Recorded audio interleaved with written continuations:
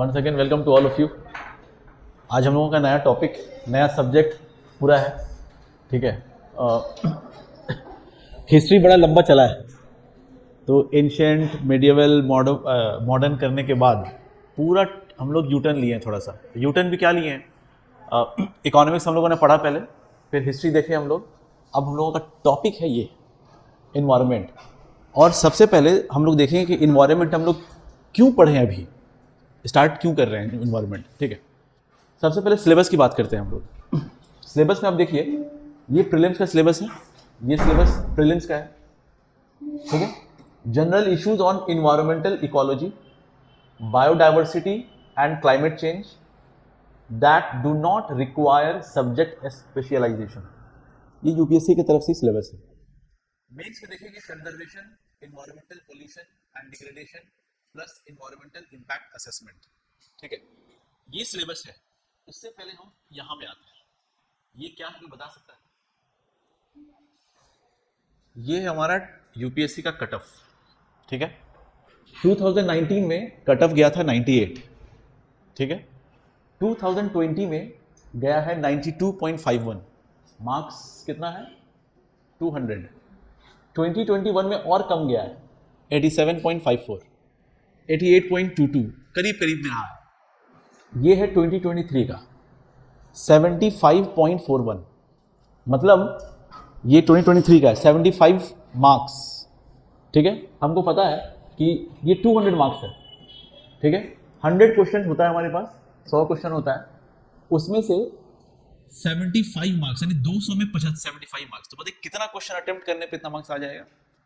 अगर आप 38 क्वेश्चन, 100 में से 38 क्वेश्चंस आप अगर सही एक्यूरेसी कर लेते हैं तो आप प्रीलिम्स क्वालिफाई कर जाइएगा। ये यूपीएससी का कट ऑफ है। क्या बोल रहा हूँ मैं? 100 क्वेश्चन में आप 38 क्वेश्चन कर लेते हैं तो 2023 के हिसाब से तो 76 आपका आ जाएगा। अब बाकी क्वेश्चन मतलब 60% क्वेश्चन टफ उसी में आ तो रहा है, लेकिन एक चीज़ जो एनालिसिस किया गया है, सी सैट पेपर, ठीक है। आपका सबसे पहले सी सैट पेपर चेक होता है। सी सैट में क्वालिफाई कम कर रहे हैं, ठीक है। जनरल स्टडीज़ में मार्क्स है, लेकिन वो पेपर ही चेक नहीं होगा जब तक कि सी सैट आप क्वालिफाई नहीं कीजिएगा। एक तो ये चीज़ है एकदम नॉर्मल सा, ठीक है। हाँ, पेपर टफ है, लेकिन फिर भी आप इमेजिन करें कि अगर आप अच्छा से पढ़ते हैं, स्टैटिक पार्ट हो, करंट अफेयर्स पार्ट हो, और ये लास्ट 5 ईयर्स का है, अगर 50% क्वेश्चन अगर एक्यूरेट करके आते हैं, 50% मतलब 50 क्वेश्चन छोड़ दीजिए, 50 क्वेश्चन आप कर लेते हैं, उसमें से 5-6 गलत अगर होता है, तब भी आप कंफर्म जो है प्रीलिम्स क्वालिफाई कर जाइएगा। समझ आ रही बात? तो आपको बहुत ज़्यादा क्वेश्चन अटेम्प्ट करना ही नहीं है, अभी आप जब भी दीजिएगा करना ही नहीं है।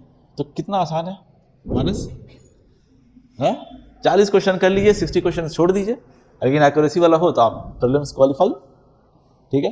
चलिए हम वापस से इसमें आते हैं। ये जो सेक्शन है ना, ये जो सेक्शन है प्रीलिम्स में, इसका वेटेज 15 क्वेश्चन है हर साल।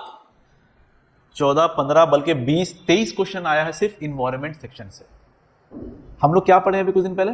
एंशिएंट, मेडिएवल, मॉडर्न, ये तीनों मिला करके 14 क्वेश्चंस आया था 2023 में। तीनों हिस्ट्री में 14 क्वेश्चंस, अकेला इन्वायरमेंट 14 क्वेश्चंस, ठीक है। तो हम लोग सब्जेक्ट पे ज़्यादा ध्यान देते हैं, हिस्ट्री पॉलिटी इसको छोड़ देते हैं। साइंस एंड टेक्नोलॉजी अगर अलग से ऐड करते हैं, वहाँ पे भी 12-13 question, 14 question environment, 12-13 question science and technology. आपका सिर्फ ये 2 सेक्शन मिला के ना 26 से 27 क्वेश्चन आप सिर्फ इस 2 सेक्शन में करेंगे। बस शर्त यह है कि इसको पढ़ना होगा। हिस्ट्री पॉलिटी सभी पढ़ रहे हैं, इस चीज़ को हम लोग सही से नहीं पढ़ते हैं, सही से नहीं पढ़ते हैं। पहले से ये लगता है कि आसान है, और एक्चुअली में आसान है, इससे सब छोड़ भी देते हैं सही से नहीं पढ़ पाते हैं। तो अब एक तरफ समझिए, जहां पे आपको सिर्फ 40 से 45 क्वेश्चन सिर्फ करके आना है, एक्यूरेसी अभी लास्ट 5 ईयर्स का ट्रेंड्स की बात करें, और इसमें आपको 15 क्वेश्चंस यहाँ पे मिल जाएगा। साइंस एंड टेक्नोलॉजी का क्वेश्चन 10 क्वेश्चन और एक्स्ट्रा मिल जाएगा। उसके बाद history, polity, current affairs, art and culture, general science, ये सारा चीज़ तो है ही। समझ आ रही बात? ठीक है। सिलेबस, सिलेबस हमारा क्या है? सिलेबस हमारा अगर हम बात करेंगे तो देखेंगे हमारा इन्वायरमेंटल इकोलॉजी है, इकोलॉजी है, ठीक है, फिर हमारा बायोडाइवर्सिटी है, बायोडाइवर्सिटी है और क्लाइमेट चेंज है। ये 3 टॉपिक प्रीलिम्स में है। और ये जो वर्ड बायोडाइवर्सिटी दिया हुआ है ना, ये मेंस में जितना भी चीज सारा कुछ है, ठीक है, उसको बचाने के लिए। तो बायोडाइवर्सिटी के अंदर ही हमारा पॉल्यूशन भी रिलेटेड हो जाएगा, कंजर्वेशन भी रिलेटेड हो जाएगा, प्लस इन्वायरमेंटल इंपैक्ट असेसमेंट भी ये हो जाएगा। मेंस में इसका वेटेज थोड़ा सा कम है, प्रीलिम्स में ज़्यादा इन्वायरमेंट का। मेंस में वेटेज कम इन सेंस कि एकदम इन्वायरमेंट से सिर्फ बात करेंगे हम तो 2 क्वेश्चन या मैक्सिमम 3 क्वेश्चन आता है, लेकिन 2 ही क्वेश्चन आता है। हाँ, डिजास्टर मैनेजमेंट को अगर हम ऐड कर दें इसमें, डिजास्टर मैनेजमेंट को, तो फिर क्वेश्चन का वेटेज फिर अगेन बढ़ जाएगा, 3 से 4 क्वेश्चन आपको फिर मिल जाएगा।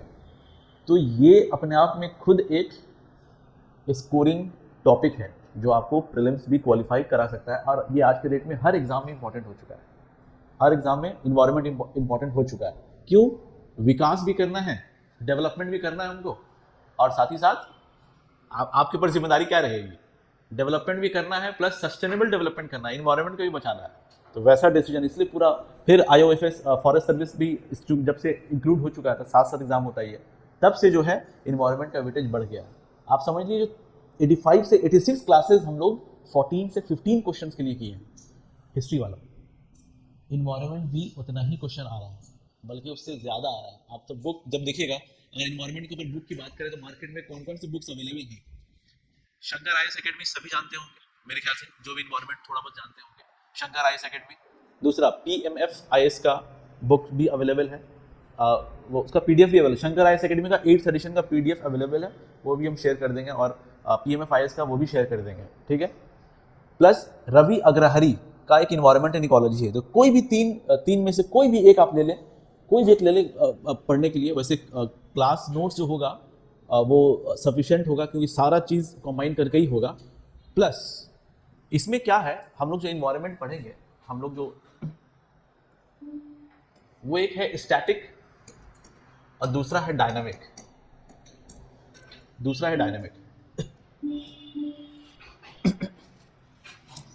स्टैटिक में आपको core concept of the environment आपको जानना होगा। जिस तरीके से मैंने साइंस एंड टेक्नोलॉजी जो पढ़े हैं यहाँ पे, जैसे 2 टॉपिक हम लोगों ने कवर किया था, स्पेस टेक्नोलॉजी, डिफेंस टेक्नोलॉजी, ठीक है। नॉर्मली वो करंट अफेयर्स में ही स्टूडेंट्स एस्पिरेंट्स सब पढ़ते हैं, लेकिन हम लोग क्या करते थे, स्पेस टेक्नोलॉजी का कोर कॉन्सेप्ट हमको पहले पता होना चाहिए, उसके बाद जब भी करंट अफेयर्स पढ़ेंगे तो समझ में आएगा। तो स्टैटिक पार्ट जो कोर कॉन्सेप्ट है, जो NCERT का अगर बात करें हम, चैप्टर 12 में लास्ट 4 चैप्टर्स इन्वायरमेंट से जुड़ा हुआ है, प्लस अब क्लास 6 का, क्लास 7 का 1-2 चैप्टर, 2-2 चैप्टर, 3-3 चैप्टर थोड़ा सा मिलता रहेगा आपको, कॉमन मिलता रहेगा आपको, ठीक है। तो स्टैटिक पार्ट हम लोग करेंगे, स्टैटिक पार्ट करेंगे। स्टैटिक में जहाँ पे हम लोग इन्वायरमेंट खुद क्या है, इकोसिस्टम क्या है, इकोलॉजी क्या है, इकोटोन क्या है, एज स्पीशीज क्या है, एज इफेक्ट क्या है, ठीक है, बहुत सारा टर्मिनोलॉजी जो है वो है। प्लस डायनेमिक, डायनेमिक में क्या है, जैसे आप लोग में से किसने सुना है Paris climate change, Paris climate conference के बारे में? कोई भी सुना है? लेकिन सुनिए, है ना, चलिए।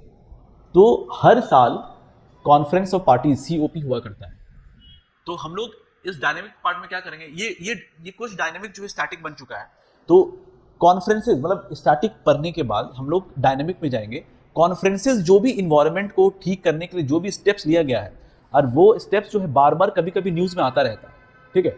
अभी तक जो भी COPs, कॉन्फ्रेंस ऑफ पार्टीज जो भी हुआ है, उसमें एजेंडास क्या रहा है, जैसे पॉल्यूशन का बहुत सारा मुद्दा रहता है, ठीक है, तो पॉल्यूशन में क्या है, क्या हो रहा है, नहीं हो रहा है, और जो मीटिंग्स हो रही है तो उसमें क्या निकल करके आ रहा है सामने, वो इसमें हम लोगों को कवर करना होगा, ठीक है। वेटेज है 14, मोर देन 15 क्वेश्चन, समझ लीजिए मोर देन 15 क्वेश्चन, जो पूरा हिस्ट्री पढ़े हैं एकदम इक्वल वेटेज है, तो हम लोग इसको इग्नोर एकदम भी नहीं कर सकते हैं, ठीक है। अभी हम लोग एक GS पेपर 1 पढ़ के आए हैं, अगेन एक GS पेपर 3 का पार्ट है ये।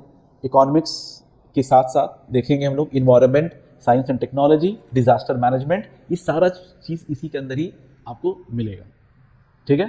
तो हम लोग स्टार्ट करते हैं आज का क्लास। मानस मुस्कुरा रहे हैं आप, ठीक है, इजी टॉपिक है, ठीक है। और कौन कौन लोग साइंस बैकग्राउंड से यहाँ पे? चलिए, तो आज आप ही सब जवाब दीजिएगा नॉर्मली। आपका बैकग्राउंड क्या है? कॉमर्स है, ठीक। एनीवेज, सो कट ऑफ को माइंड में रखिएगा, सिर्फ 40 क्वेश्चन अटेम्प्ट करना है एक्यूरेसी के साथ। आप 50 ले लीजिए, 50 क्वेश्चन छोड़ के, 50 क्वेश्चन में 2-3 गलत अगर होता है तो भी आप क्वालिफाई कर जाइएगा। तो उस हिसाब से भी प्रिपरेशन आपको माइंड में रखना है। ओपीएससी का भी सेम चीज है, कट ऑफ बहुत ज्यादा जा नहीं रहा है, कट ऑफ बहुत ज्यादा जा नहीं रहा है। ओपीएससी का भी कट ऑफ आप देखिएगा इधर कम ही जा रहा है, इनफैक्ट 50% से कम ही है, वो भी है, ठीक है। तो वो भी आप सेम चीज़ है। आप एकदम स्ट्रैटेजिकली अगर पढ़िएगा, अटेम्प्ट किसको करना है, किसका वेटेज कैसा है वो करना है, अटेम्प्ट कीजिएगा, एग्जाम निकलेगा। तो प्रीलिम्स मिशन फर्स्ट अटेम्प्ट हम लोगों का अभी भी कायम है, मिशन फर्स्ट अटेम्प्ट हम लोगों का कायम है। समझ नहीं पैसा कि अब कुछ लग रहा है कट ऑफ बहुत ज़्यादा जाता है, थोड़ा सा लगता है, लेकिन सी सैट भी इंपॉर्टेंट रोल प्ले करता है।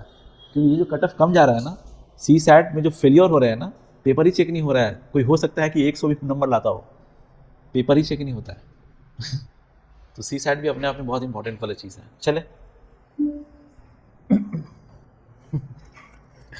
The best way to start any subject is to define that subject. What is environment? ठीक है, अभी यूपीएससी के प्रिपरेशन के लिए हम लोगों को अच्छा इन्वायरमेंट चाहिए। इन्वायरमेंट पढ़ रहे हैं ना हम लोग, एग्जाम निकालने के लिए हमको अच्छा इन्वायरमेंट चाहिए। अब अच्छा इन्वायरमेंट का मतलब क्या होता है कि आपके आसपास जो भी है वो आपको इफेक्ट करता है। अगर इफेक्ट नहीं करेगा तो कोई फर्क नहीं पड़ता, ठीक है, वो आपको इफेक्ट करता है। इसी वजह से देखिए क्या लिखा हुआ, everything that surrounds and affects an organism during its life time. आप जब तक जिंदा है या कोई भी स्पीशीज जब तक जिंदा है उसको इफेक्ट करता है, उसी को हम लोग कहते हैं इन्वायरमेंट। ठीक है, अब ये देख लीजिए, ये तो नाम सुने ही होंगे बचपन में, हाँ, क्लास 10 में नाम सुने ही होंगे, फोटोसिंथेसिस। मानस क्या है व्हाट इज फोटोसिंथेसिस? अभी यहाँ पे फोटोसिंथेसिस नहीं पढ़ेंगे, फिर भी बताइए क्या है फोटोसिंथेसिस, क्या है? अभी सब हाथ उठा, दिशा भी हाथ उठाई थे, है ना? हम बोलो, सिर्फ कार्बन डाइऑक्साइड से खाना बन जाता है, हाँ, ठीक है। तो ये समझिए एक ट्रीज भी इमेजिन कर लीजिए आप। नॉर्मली इसको फलने फूलने के लिए, बढ़ने के लिए, एक तो हमको इसकी ज़रूरत पड़ती है सनलाइट। लिविंग थिंग्स है या नॉन लिविंग है? नॉन लिविंग, ठीक है। कार्बन डाइऑक्साइड की ज़रूरत पड़ती है, ठीक है। वाटर की ज़रूरत पड़ती है हमको, वाटर की ज़रूरत पड़ती है। और पत्ता में हम देखेंगे क्लोरोफिल होता है, लीफ में क्लोरोफिल होता है। तो ये 4 कंपोनेंट की वजह से हम देखेंगे कुछ तैयार हो रहा है। तो इससे समझ में क्या आता है कि इसके आसपास जो भी है सनलाइट है वो इसको इफेक्ट कर रहा है, अफेक्ट कर रहा है ना वो चीज़, ठीक है। जो एटमॉस्फेयर में जो गैसेज है वो इसको अफेक्ट कर रहा है। तो इसके आसपास जो भी चीज़ हमको दिख रहा है that is your environment, that is your environment. और इसमें अभी जो मैं बताया हूं वो उसमें सिर्फ और सिर्फ नॉन लिविंग चीज मेंशन किया गया है ना, नॉन लिविंग मेंशन किया गया। अब ये इमेजिन कर ले कि एक दरख्त है, इसके ऊपर हम बैठा देते हैं कुछ बर्ड्स को बैठा देते हैं, ठीक है। नीचे में कुछ अर्थ बॉम्ब को हम लगा देते हैं, तो चिड़िया जो ऊपर में बैठ रही है ना, तो वो भी कुछ फल वगैरह सब खा रही है, फूल वगैरह जो भी होगा उसको ले रही है, लेकर के उस बीज को दूसरी जगह जाके प्लेस कर दे रही है, फिर वहाँ से निकल रहा है। तो क्या पता चल रहा है कि इस चीज़ के ऊपर लिविंग्स का भी इफेक्ट पड़ता है। तो इन्वायरमेंट बेसिकली लिविंग और नॉन लिविंग दोनों का कंपोनेंट है। यहाँ तक ठीक है? ये इन्वायरमेंट है, दिस इज इन्वायरमेंट। और इसी चीज़ के स्टडी को हम कहते हैं इकोलॉजी। इन्वायरमेंट है कि बस आपके आसपास सब है, आपके आसपास है, ठीक है। इंस्टीट्यूट, ये एक इन्वायरमेंट दिया हुआ है इंस्टीट्यूट का, और आपके साथ हमारा रिश्ता कैसा है, इसकी स्टडी जब की जाएगी तो उसको हम कहेंगे इकोलॉजी। यहाँ तक ठीक है? गाड़ी को आगे बढ़ाएं, ठीक है। तो ये है इन्वायरमेंट। तो इन्वायरमेंट में हम क्या देखें नॉर्मली? इन्वायरमेंट में हमको लिविंग प्लस नॉन लिविंग दोनों चीज हमको देखने को मिलता है। This is ecology. अब इकोलॉजी का एमसीक्यूज वाला डेफिनेशन, तो इन्वायरमेंट का डेफिनेशन एक तो यहाँ पे लिखा हुआ ऑलरेडी, दूसरा जो एमसीक्यूज वाला डेफिनेशन है ना वो भी ऐड कर लेंगे हम लोग कि the environment is defined as the sum total of living and non living components. The environment is defined as the sum total of living non living components. Ecology के ऊपर बात कर रहे थे हम लोग, इकोलॉजी। अब scientific study of the relationship किसका? ऑर्गेनिज्म और इन्वायरमेंट का। इसके स्टडी को हम कहते हैं इकोलॉजी। समझ रहे मानस? हमने आपको इन्वायरमेंट दे दिया, लेकिन इन्वायरमेंट का इफेक्ट पड़ रहा है, तो अब हम देखेंगे कि आप क्यों नहीं पढ़ पा रहे हैं या एग्जाम क्यों नहीं निकल रहा है। ये जब हम आपके ऊपर स्टडी करेंगे, ये हो जाएगा इकोलॉजी। समझ रही बात कि आपको वाकई में प्रभाव इफेक्ट इसका पड़ रहा है कि नहीं पड़ रहा है आपके ऊपर? समझ रहे बात? चलिए, तो ये क्या है बेसिकली? अच्छा, अब ये जो है ना, ये एमसीक्यूज वाला, जो एग्जाम में एमसीक्यूज आता है, चाहे स्टेट पीसीएस की बात करें, यूपीएससी की, यूपीएससी इनफैक्ट ऐसा डेफिनेशन ऑलरेडी पूछ चुका है। आप शेयर कर दूंगा मैं कुछ देर बाद ही, ठीक है? तो क्या है? The study of the relationship between organisms and their environment. और बैलेंस तो खैर होगा ही, रिलेशनशिप बैलेंस अपने आप होता है, ठीक है? तो ये, इसको हम कहते हैं इकोलॉजी, इसको हम कहते हैं इकोलॉजी। ये चीज एकदम याद रखिएगा। अच्छा, अब इकोलॉजी का फर्दर बहुत सारा डिवीजन है, जिसमें सब डिवीजन दो चीज हम बात करेंगे इसमें। एक होता है ऑटो इकोलॉजी, सिन इकोलॉजी। तो मुझे कुछ कान में विस्परिंग टाइप्स की आवाज़ आ रही है, तो वो का डेफिनेशन में बता ही दें। ऑटो इकोलॉजी बोलिए। हाँ बोलिए। हाँ, तो इकोलॉजी तो स्टडी है, साइंटिफिक स्टडी है। तो यहाँ पे इंडिविजुअल स्पीशीज की अगर हम बात करेंगे,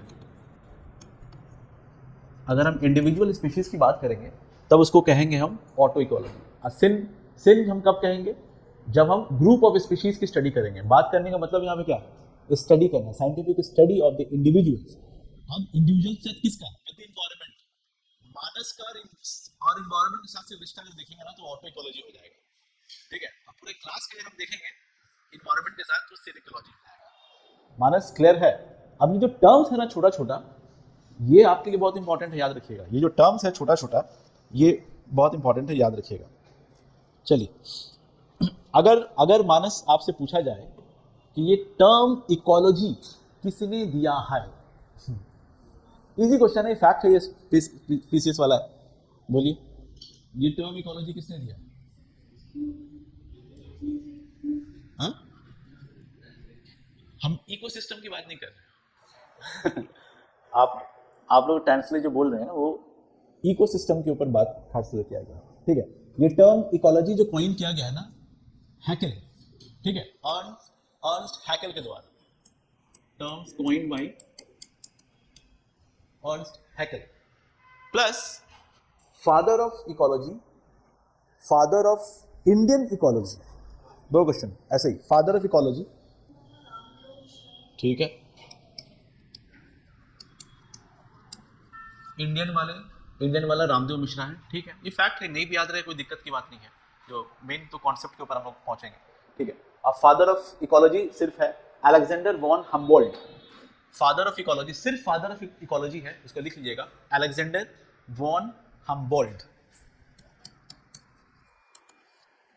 अलेक्जेंडर वॉन हम्बोल्ट, ठीक है?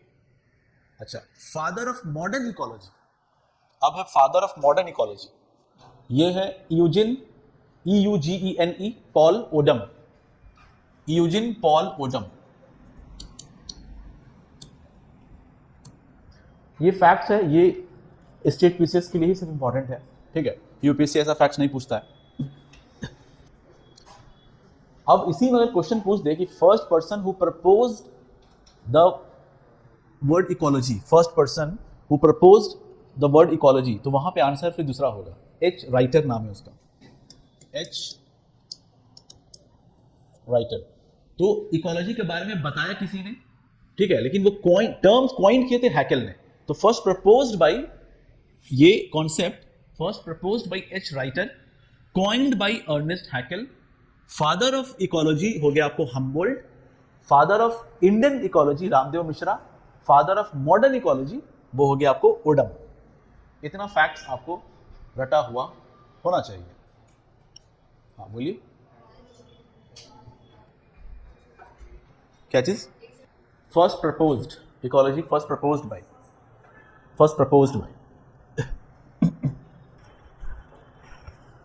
यहां तक मामला ठीक है? चलिए, यहां पे देखिए, अब तक जो हम आपको लिविंग्स और नॉन लिविंग्स बोले हैं, तो इकोलॉजी में इस वर्ड को हम लोग, लिविंग्स को हम लोग बोलते हैं बायोटिक फैक्टर्स, बायोटिक फैक्टर्स और अबायोटिक फैक्टर्स। तो यहाँ पे जो रेड में सब लिखा हुआ है ना, ये बायोटिक, इंसेक्ट्स, कीड़ा मकोड़ा भी इफेक्ट करता है प्लांट्स को, प्लांट्स तो खुद है ही, micro organisms, reptiles, mammals, birds, ये सब। और जो ब्लू से लिखा हुआ है ये सब आपको अबायोटिक फैक्टर्स है, अबायोटिक फैक्टर्स है। तो ये सब आपके आसपास में लिविंग थिंग्स हो गया, नॉन लिविंग यानी बायोटिक और अबायोटिक हो गया, और ऑर्गेनिज्म के साथ इनका रिश्ता, मतलब यही लिविंग और नॉन लिविंग, बायोटिक अबायोटिक का इंटरैक्शन जो हो रहा है हमारा, इसी के स्टडी को हम कहते हैं इकोलॉजी। इकोलॉजी में भी इंडिविजुअल स्पीशीज की अगर हम स्टडी करेंगे तो ऑटो इकोलॉजी, और अगर हम ग्रुप में करेंगे स्पीशीज की तो हम बोलेंगे सिनेकोलॉजी। प्लस इकोलॉजी का बहुत सारा ब्रांचेस हैं, तो ब्रांचेस हमको पढ़ना नहीं है, जैसे एक दो अगर हम बात करें, इथोलॉजी से पूछते हैं, इथोलॉजी। तो साइंस वाले भैया कोई बता दें इथोलॉजी किसको बोलते हैं, आप लोग बताइए। इथोलॉजी आप बिना गूगल का बताएंगे ज़्यादा अच्छा रहेगा, गूगल में तो मिल ही जाएगा सारा। हाँ हाँ, स्टडी बिहेवियर ऑफ एनिमल्स के बारे में जो स्टडी करेंगे हम लोग, that is called ethology, ethology, ठीक है। बहुत सारा ब्रांचेस है, उतना ब्रांचेस में हमको जाना नहीं है क्योंकि सिलेबस में ऑलरेडी मेंशन है ये, that do not require subject specialisation mention है, तो उसी हिसाब से हमको सारा कुछ पढ़ना है, ठीक है। चलिए, इकोलॉजी वाला मामला हुआ, आगे बढ़ते हैं हम लोग। एक और वर्ड हम लोग क्लास 10 में पढ़े थे, इकोसिस्टम वगैरह, इकोसिस्टम, तो अभी उसको हम लोग कैसे पढ़ेंगे वो देख लेते हैं। अब ये है लेवल ऑफ ऑर्गेनाइजेशन, ये है लेवल ऑफ ऑर्गेनाइजेशन, ठीक है। जहां पे देखिएगा इंडिविजुअल से स्टार्ट होता है, इंडिविजुअल से स्टार्ट होता है।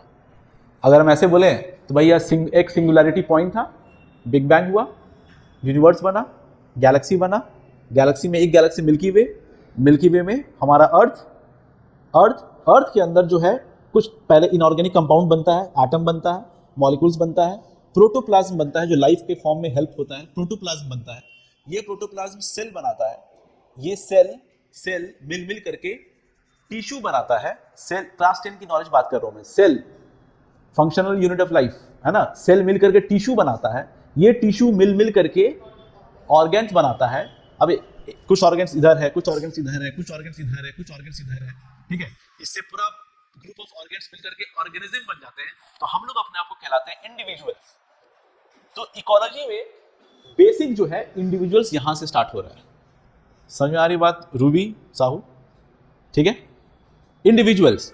अब यही इंडिविजुअल्स आगे बढ़ेंगे, बहुत सारे इंडिविजुअल्स जब होगा उसको हम कहेंगे पॉपुलेशन, उसको हम कहेंगे पॉपुलेशन।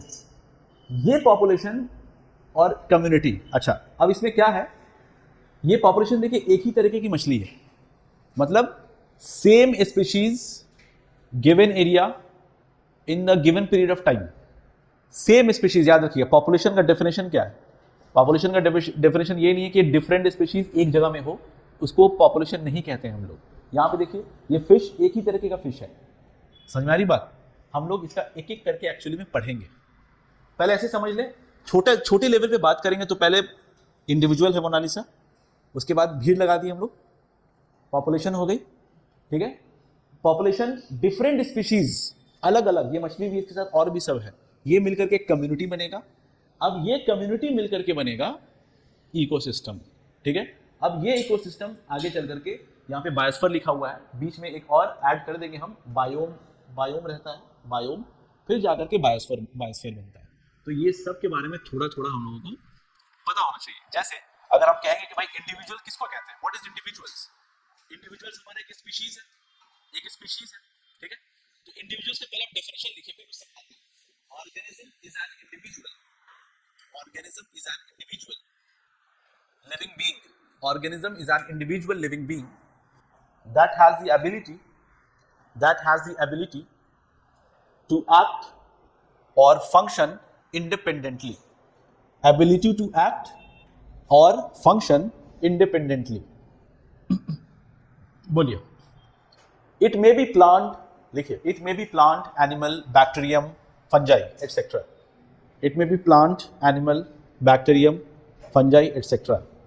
लास्ट पॉइंट इसी में लिखेंगे, it is a body made up of organs, वही जब मैं बात कर रहा था, it is a body made up of organs, it is a body made up of organs, organelles, organelles that work together to carry out the various processes of life, ठीक है। तो इंडिविजुअल का मतलब क्या होता है मानस, वही एबिलिटी टू एक्ट, आपके पास एबिलिटी हुआ कुछ एक्ट करने का, कुछ फंक्शंस करने का, इंडिविजुअल्स कहलाइएगा। लेकिन ये कैसे हो रहा है, आपकी बॉडी में जो ऑर्गेनल्स है, जो ऑर्गन्स वगैरह सब जो है, यही आपके लाइफ के प्रोसेस को बढ़ा रहा है, यही कर रहा है, ठीक है। अब नेक्स्ट इंपॉर्टेंट है पॉपुलेशन। अच्छा, पॉपुलेशन में जाने से पहले एक चीज और समझिए, ये एक क्या है, स्पीशीज, ठीक है रूबी। अब मेल डोंकी, ठीक है, और फीमेल हॉर्स, जब हम इंटरब्रीड करेंगे यानी क्रॉस ब्रीड करेंगे हम, तो क्या निकल के आएगा, म्यूल निकल करके आएगा, ठीक है। प्लस 2 ह्यूमन बींग्स अगेन जब होगा तब एक ऑफस्प्रिंग निकल के आएगा, ये भी एक ऑफस्प्रिंग ही हुआ है ना, ये भी एक ऑफस्प्रिंग हुआ। अब ये बताइए कि ये म्यूल क्या हुआ, एस्टेराइल हुआ, ठीक है। ये स्पीशीज हुआ कि नहीं हुआ, इसको स्पीशीज बोलेंगे कि नहीं बोलेंगे, क्या बोल रहे हैं प्रीतम, क्या बोल रहे हैं। स्पीशीज का डेफिनेशन लिख लीजिए, फिर से बात करेंगे। Species is a group of organisms that can interbreed to produce fertile offspring,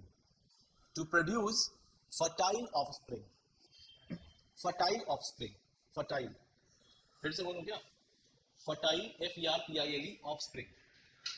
तो स्पीशीज का डेफिनेशन ही यही है कि जब इंटरब्रीड हो और वो ऑफस्प्रिंग कैसे निकाले, स्टेराइल नहीं, फर्टाइल। ये म्यूल फर्दर ऑफस्प्रिंग नहीं जनरेट कर सकता है, ठीक है। तो ये इकोलॉजिकल टर्म्स में स्पीशीज को नहीं बोलेंगे, ये हाइब्रिड स्पीशीज नाम दे दिया गया, ठीक है। कुछ ऐसे ही बोल देंगे हाइब्रिड स्पीशीज है ये, और फर्दर होगा, लेकिन स्पीशीज का जो डेफिनेशन है वो इस पे नहीं आएगा, समझ में आ रही बात। तो हम स्पीशीज, क्योंकि हम लोग देखेंगे आगे इन्वायरमेंट बहुत बड़ा चैप्टर, बहुत बड़ा टॉपिक है इन्वायरमेंट, सिर्फ छोटा मोटा नहीं है। तो अभी हम लोग क्या कर रहे हैं, मतलब समझिए कुछ एनसीईआरटीज वगैरह का जो क्लास बेस है हमारा, वो बेस हम लोग फाउंडेशन करेंगे, धीरे इन्वायरमेंट करते चलेंगे हम लोग, ठीक है। तो स्पीशीज का मतलब क्या है कि जब हम इंटरब्रीड करते हैं तो वहां पे फर्टाइल ऑफस्प्रिंग्स हो, स्टेराइल नहीं। तो म्यूल हमारा यहाँ पे वो डेफिनेशन स्पीशीज वाला में नहीं उतरेगा। तो ये हम कुछ बात की अभी इंडिविजुअल्स के बारे में, ठीक है। अब आइए पॉपुलेशन के बारे में। देखिए, it is a group of organisms, हाँ पॉपुलेशन या आबादी हम किसको बोलते हैं, it is a group of organisms of the same species, a group of organisms of the same species occupying a defined area during a specific time।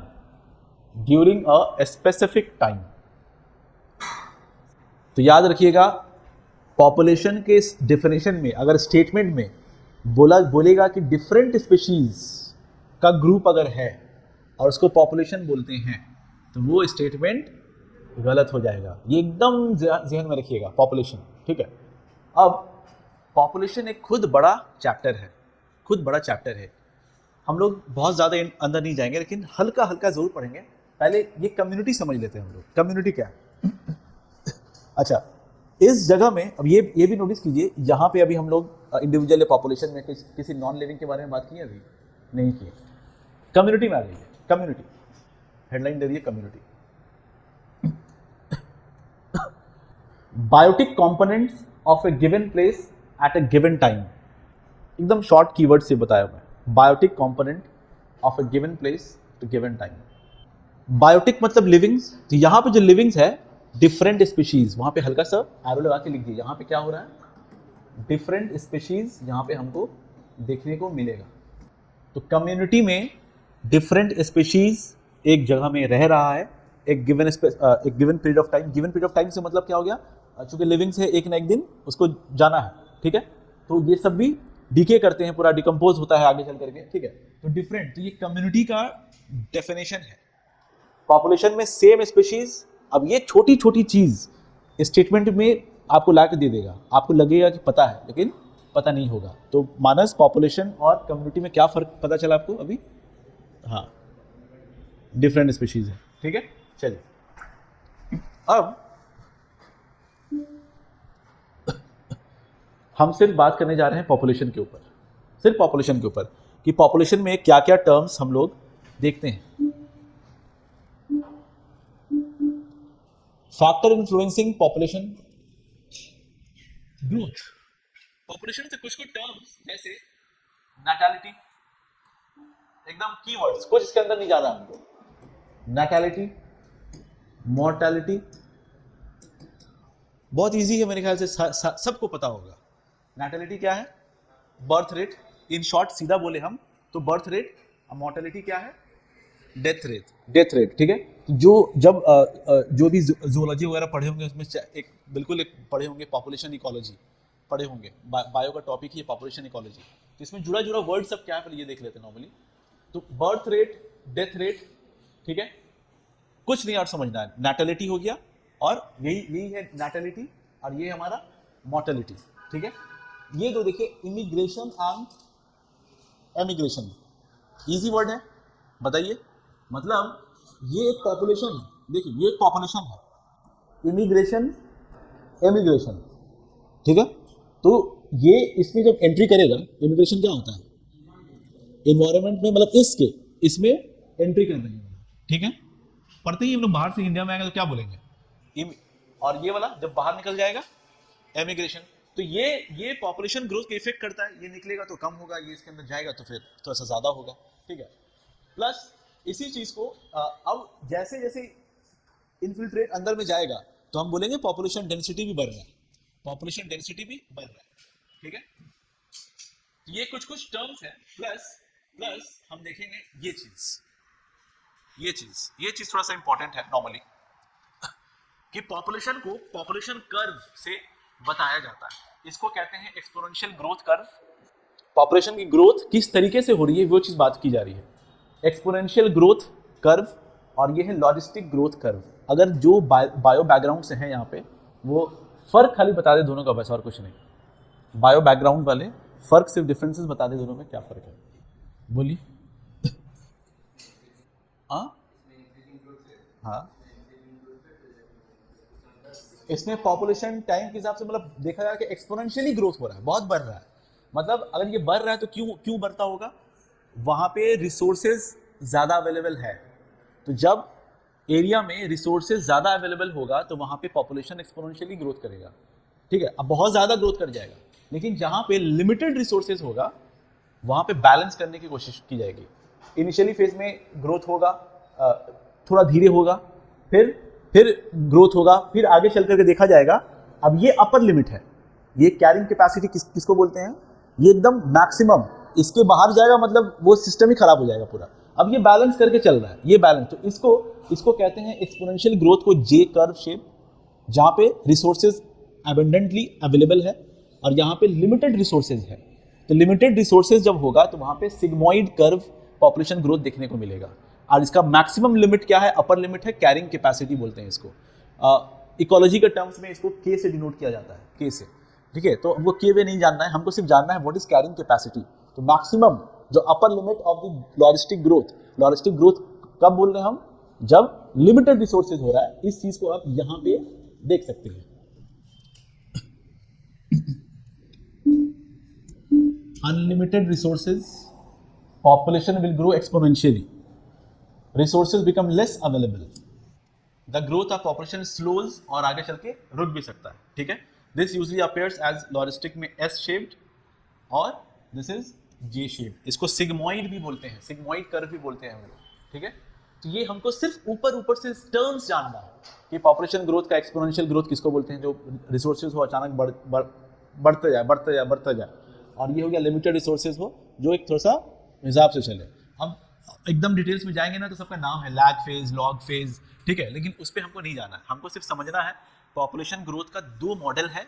Exponential growth model है जो जे shape curve है जहाँ पे resources available बहुत ज़्यादा है, जिसकी वजह से पॉपुलेशन ग्रोथ हो रहा है, और एक लॉजिस्टिक ग्रोथ में हमारा एस शेप यानी सिग्मोइड शेप है, जिसका अपर लिमिट कैरिंग कैपेसिटी है।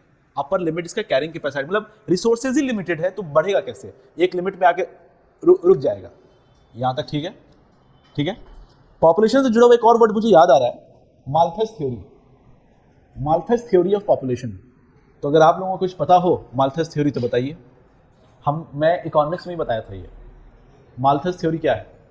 हाँ, तो क्या, किसमें, what is Malthus theory of population? आप लोग ट्राई कीजिए, आपको कुछ आइडिया है इसका? मैं इकोनॉमिक्स जब पढ़ा रहा था ना तो आपको मैं बताया हूँ, कुछ रिकैप कर सकते हैं, खंगालिए अपने आप को। मिकी बोलो। ह्यूमन पॉपुलेशन, मतलब ह्यूमन पॉपुलेशन का ग्रोथ हो रहा है 2, 4, 8, 16, 32 ऐसे। इसको क्या बोलते हैं हम लोग? अरिथमेटिक या ज्योमेट्रिक? ज्योमेट्रिक। और जो हमारा खाना है, फूड, वो कैसे हो रहा है? 2, 4, 6, 8 अरिथमेटिक। ठीक है।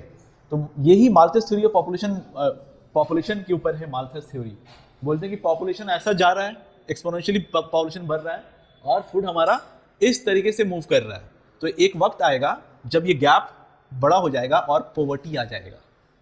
पॉवर्टी वाला मामला फिर दिखाएगा। तो पॉपुलेशन से जुड़ा हुआ सब कुछ टर्म्स है जो अभी हम लोग पढ़ रहे हैं।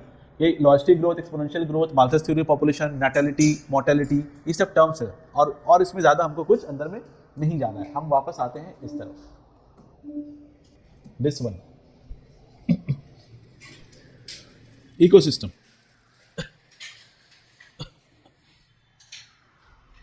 अब मानस आप है इंडिविजुअल, पूरा क्लास है पॉपुलेशन, वानिक अगर आ जाएगा तो फिर कम्युनिटी बन जाएगा। वानिक का आ जाएगा, वाइजू राम का अगर आ जाएगा तो वो कम्युनिटी बन जाएगा। अगर हम अलग स्पीशीज माने तो, अगर ऐसे देखा तो एक ही स्पीशीज है, सिर्फ समझाने के लिए बात कर रहे हैं। खैर, तो ये उड़ीसा आईएएस एकेडमी के साथ आपका रिश्ता अगर बात करेंगे हम तो बोलेंगे इकोलॉजी। ठीक है। अब यहाँ पे हमारे के अलावा जो भी चीज़ रखा हुआ है, अभी जो भी चीज़ रखा हुआ है, ये डिजिटल बोर्ड है, ये सारा चीज़ है, फैन है, ये सारा चीज़, यानी नॉन लिविंग चीज़ भी जो है, अब ये सारा चीज़ का जो कलेक्टिवली हम बोलेंगे एक इकोसिस्टम है, एक जगह है, एक इकोसिस्टम है। समझ में आ रही क्या बोल रहा हूँ मैं? अब आप लोग जो टर्म्स जो बोले थे, क्या टेंसले, इकोसिस्टम, वो डिफाइन, वो सब फैक्चुअल चीज़ है। तो इकोसिस्टम वर्ड वहीं से आया है। तो इसमें क्या है? Both biotic and abiotic component. Ecosystem में क्या है? Both biotic and abiotic component. ठीक है। इसको ऐसे भी डिफाइन कर सकते हैं हम लोग, it is defined as a structural and functional unit of biosphere consisting of community। तो इकोलॉजी वाला कम्युनिटी समझ में आया? ऐसे तो हम लोग आम बोलचाल में बोलते रहते हैं, इस कम्युनिटी उस कम्युनिटी ऐसे बोलते रहते हैं। इकोलॉजी वाला कम्युनिटी समझ में आया, डिफरेंट स्पीशीज। ठीक है। क्या बोला मैं? Structural and functional unit of biosphere consisting of community of living beings and the physical environment. It is defined as a structural and functional unit of biosphere consisting of community of living beings and the physical environment both interacting। अब ये जो interaction होगा, both interacting and exchanging materials between them।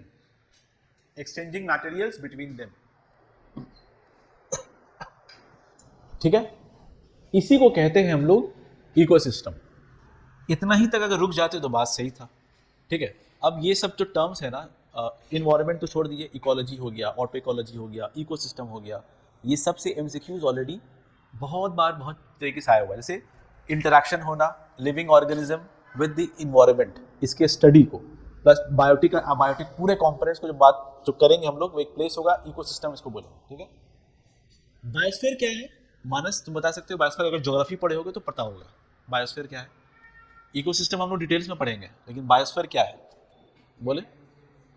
हाँ, वो 3 बोलो, कोई दिक्कत नहीं, बोलो। हाँ, एटमॉस्फेयर, हाइड्रोस्फीयर और लिथोस्फीयर, यानी ये पार्ट है ना। एक बोले लिथोस्फीयर, हाइड्रोस्फीयर और एटमॉस्फेयर। हमारा अर्थ क्या पूरा बायोस्फीयर है? यहाँ पे मतलब क्या है? What is lithosphere? ज्योग्राफी वाला कुछ एंगल बताइए हल्का सा। हाँ, सॉइल, खाली सॉइल। ज्योग्राफी ऑनर्स कौन है यहाँ पे भाई? ज्योग्राफी ऑनर्स, ज्योग्राफी ऑप्शनल कौन ले रहा है यहाँ पे? लिथोस्फीयर क्या है? What is lithosphere? Hard surface of the earth. उस hard surface of the earth को हम क्या बोलते हैं? और क्रस्ट, ठीक है। तो लिथोस्फीयर वाला पार्ट हो गया हमारा अर्थ का, हाइड्रोस्फीयर वाटर वाला कंपोनेंट हो गया हमारा, प्लस एटमॉस्फेयर।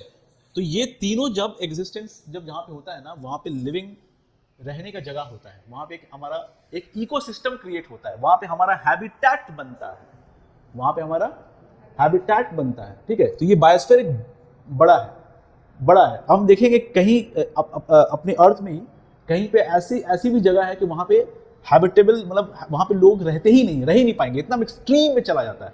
हाँ, ऐसा नहीं कि मतलब सिर्फ इंसान की बात हो रही है, कुछ चीज़ एकदम एक्सट्रीम में भी सर्वाइव करते हैं, तो वो बहुत कम है, एक्सट्रीम में भी सर्वाइव करते हैं। जैसे नॉर्मली हम देखेंगे कि यानी फोटोसिंथेसिस वाला प्रोसेस में सनलाइट ज़्यादातर सबको जीवन देता है, लेकिन पानी के अंदर जहाँ पे सनलाइट नहीं है, वहाँ उस वेंट में भी कभी कभी कुछ चीज़ माइक्रोब्स वगैरह निकल के हमको देखने को मिलता है वहाँ पे, ठीक है। एक्सेप्शंस है नॉर्मली। तो खैर बायोस्फीयर एक बड़ा कंपोनेंट है, जो हम बोलेंगे लिथोस्फीयर, हाइड्रोस्फीयर, एटमॉस्फेयर, तीनों का जो एक जगह मिलता है उसको हम कहते हैं बायोस्फीयर, ठीक है। हम आते हैं वापस से इकोसिस्टम की तरफ। कहाँ गया? ये कम्युनिटी के बारे में है, कि व्हाट इज कम्युनिटी, ठीक है। देख लीजिए, community is made up of all the living organism that reside within a given area and interaction ही मेन है कम्युनिटी में। लिविंग ऑर्गेनिज्म और ऑल द लिविंग ऑर्गेनिजम्स, यानी एक नहीं है, 2 3 4 है। How is it different from population? ऐसे भी बता पाइएगा आप लोग। वहाँ पे सेम स्पीशीज है, यहाँ पे made up of different species है। How is it different from an ecosystem?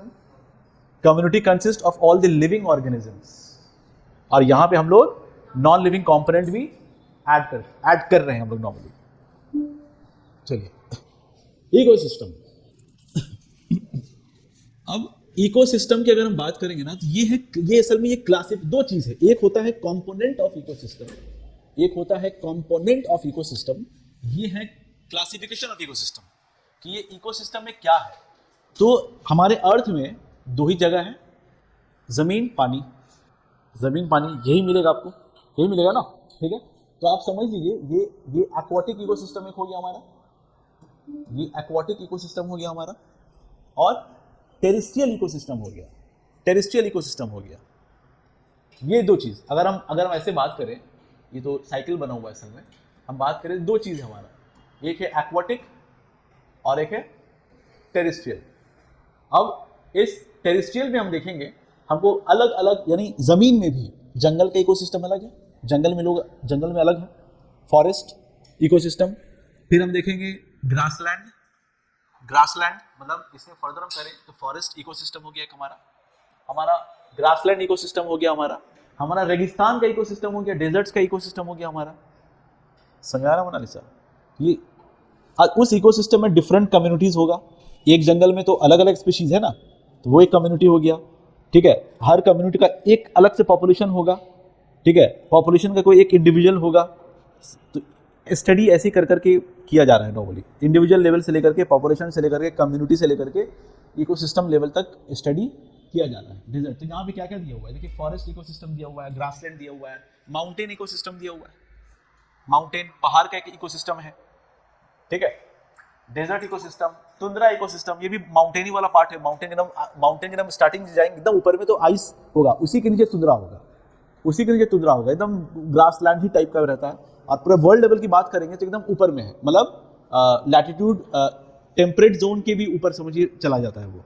Temperate zone पता है कि नहीं पता है? इस तरफ तुंद्रा रीजन, तुंद्रा वाला जो है ठंडा वाला इलाका इस तरफ है, तो ये जमीन में है। तो ये है टेरेस्ट्रियल इकोसिस्टम। हम अगर एक्वाटिक इकोसिस्टम की बात करेंगे तो इसके अंदर हमको देखने को मिलेगा वाटर इकोसिस्टम। वाटर में भी यहाँ पे फ्रेश वाटर इकोसिस्टम लिखा हुआ है, तो fresh water ecosystem, marine ecosystem और एक ब्रैकिश वाटर इकोसिस्टम भी बोलते हैं। ब्रैकिश वाटर, इस ब्रैकिश वाटर में हम देखेंगे कि हमको वेटलैंड वगैरह मिलेगा, वेटलैंड इकोसिस्टम, वेटलैंड। ठीक है, हम लोग अभी तो वेटलैंड बहुत बढ़ता जा रहा है, बहुत बढ़ता जा रहा है, एमसीक्यूज भी बढ़ता जा रहा है। ठीक है, अभी मोर देन कितना हो गया, किसी कुछ आइडिया है? एक साल पहले तक 50-51 सब था, अब तो more than 75 Ramsar sites India के अंदर हो गया। मोर देन 75 रामसर साइट्स वगैरह जो वेटलैंड है वो हो चुका है। खैर, अब ये वाटर इकोसिस्टम में भी ना रनिंग वाटर इकोसिस्टम है, रनिंग वाटर और एक स्टिल वाटर, तो दो टर्म्स इससे जुड़ा हुआ है। बताइए क्या है, किसी को आइडिया है? हाँ, रनिंग वाटर इकोसिस्टम और स्टिल वाटर इकोसिस्टम, इसको स्पेसिफिक नाम बोला जाता है, लेंटिक और लोटिक। तो कौन सा क्या है? लेंटिक वाला रनिंग और लोटिक स्टैग्नेंट वाटर। ठीक है, तो ये है टाइप्स ऑफ इकोसिस्टम। और इस टाइप्स ऑफ इकोसिस्टम को जब हम लोग इकोसिस्टम का फंक्शन के अंदर एंट्री करेंगे, फंक्शन के अंदर, तब पॉन्ड इकोसिस्टम या वाटर इकोसिस्टम में देखेंगे कैसे कैसे काम कर रहा है, एनर्जी लेवल कैसे कैसे डिस्ट्रीब्यूट हो रहा है, आगे ट्रांसफर हो रहा है, डिस्ट्रीब्यूट क्या हो रहा है, वो ट्रांसफर हो रहा है। ठीक है, तो ये चार्ट जो है नॉर्मली आप बना ही हुआ है, ऐसे बना लीजिए तो अच्छा ही रहेगा नॉर्मली। ठीक है, ये है आपको क्लासिफिकेशन ऑफ इकोसिस्टम।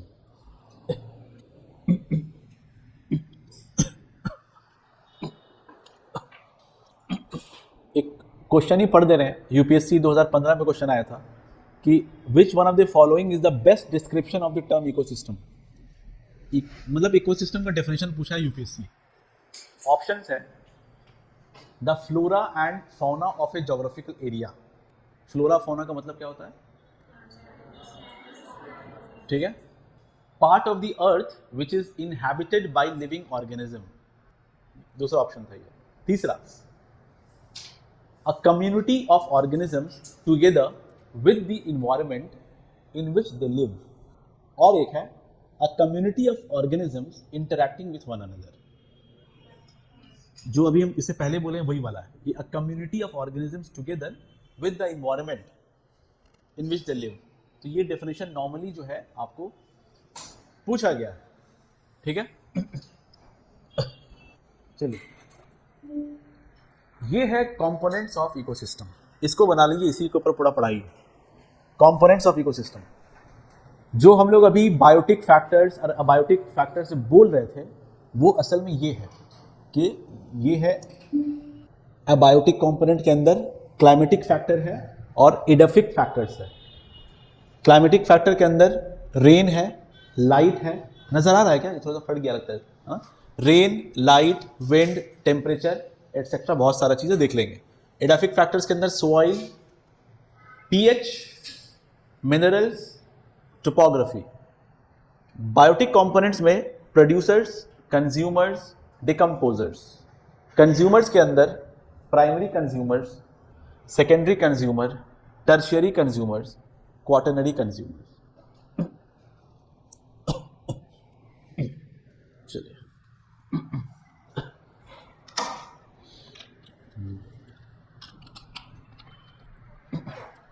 और आकांक्षा, तो इससे अच्छा लिख रहे ना, अभी लिख लो।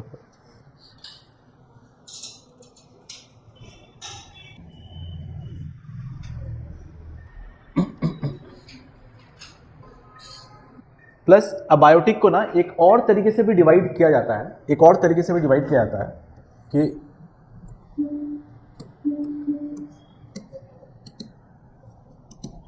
क्लाइमेटिक तो है ही, इनऑर्गेनिक, ये दिख नहीं रहा होगा, क्लाइमेटिक,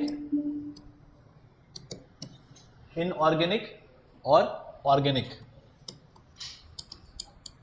ऑर्गेनिक तो क्लाइमेटिक के अंदर हमारा ये सब आ जाएगा, temperature including humidity, temperature, humidity, ठीक है, लाइट, रेन, ये सारा कुछ आ जाएगा। इनऑर्गेनिक में हमारा O2, CO2 एटसेट्रा, ये सब आ जाएगा। और ऑर्गेनिक में कार्बोहाइड्रेट, प्रोटीन, लिपिड। ऑर्गेनिक में कार्बोहाइड्रेट, प्रोटीन, लिपिड। तो ऐसा भी क्लासिफिकेशन आपको बुक में मिलेगा, ऐसा भी क्लासिफिकेशन बुक्स में मिलेगा, क्लाइमेटिक, इनऑर्गेनिक और ऑर्गेनिक। कार्बोहाइड्रेट, हाँ, CPL। हो गया सबका, ठीक है।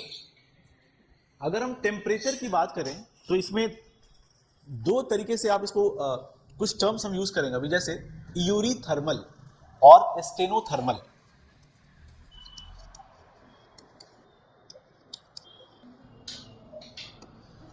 बताइए क्या बोल रहे हैं। हाँ ठीक, तो यहाँ पे जो यूरी में जो स्पीशीज है वो आपको वाइड रेंज ऑफ टेम्परेचर या ब्रॉड रेंज ऑफ टेम्परेचर में सरवाइव करते हुए दिखेगा, ठीक है। और स्टेनोथर्मल में बड़ा नैरो रेंज ऑफ टेम्परेचर में सरवाइव करेगा। जो भी स्पीशीज है सबका अलग अलग बॉडी का एडेप्टेशन वाला चीज है। यहाँ पे हम लोग धीरे धीरे पढ़ेंगे। नॉर्मली तो टेम्परेचर भी एक फैक्टर है इकोसिस्टम के अंदर किसी स्पीशीज के लिए, ठीक है। जैसे हम लोग, आप जानते होंगे कुछ कोल्ड ब्लडेड एनिमल्स होते हैं।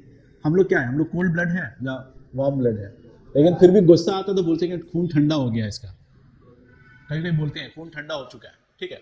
खैर, यूरी थर्मल में क्या लिखना है आपको कि यहाँ पे few species can survive in a wide range of temperature, और स्टेनोथर्मल में हमको यहाँ पे लिखना है नैरो रेंज ऑफ टेम्परेचर में टॉलरेट रह सकता है नॉर्मली। अच्छा, ठीक इसी तरह Yuri हेलाइन